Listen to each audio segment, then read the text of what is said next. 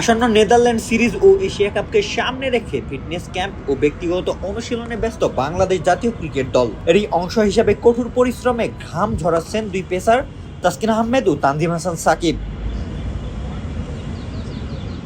গত 10 আগস্ট জাতীয় স্টেডিয়ামে 1600 মিটারের দৌড়ে দ্বিতীয় গ্রুপ থেকে প্রথম স্থান অধিকার করেন তানজিম হাসান সাকিব। সেই দৌড়ে শেষের দিকে ছিলেন তাসকিন আহমেদ। এই ফলাফলের পর ফিটনেস কোচ নাথান ক্যালি বিশেষ নজর দিয়েছেন তাসকিন আহমেদের ফিটনেস উন্নতিতে। সাম্প্রতিক সিরিজগুলোতে ধারাবাহিক পারফরমেন্স না পাওয়ায় তাসকিন এখন ফিটনেস ও বোলিংয়ের মান উন্নতিতে বেশ মনোযোগী। নেটে দীর্ঘ সময় ধরে বলের নিয়ন্ত্রণ, সুইং এবং গতি বাড়াতে অনুশীলন করছেন তিনি।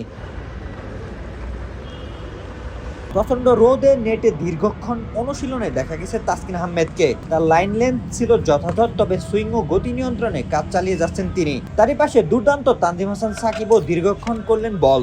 লাইন লেন্থ এবং রান আপ সব দিকেই ছিলেন ফার্স্ট ক্লাস।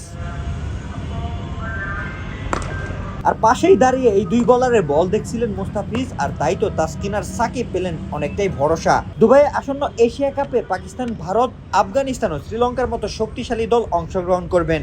আর তাই বড় মঞ্চে সেরা পারফরম্যান্সের লক্ষ্যেই নিরলসভাবে প্রস্তুতি নিচ্ছেন পেস আক্রমণের দুই তারকা। রোশন মনির, আলটিমেট স্পোর্টস।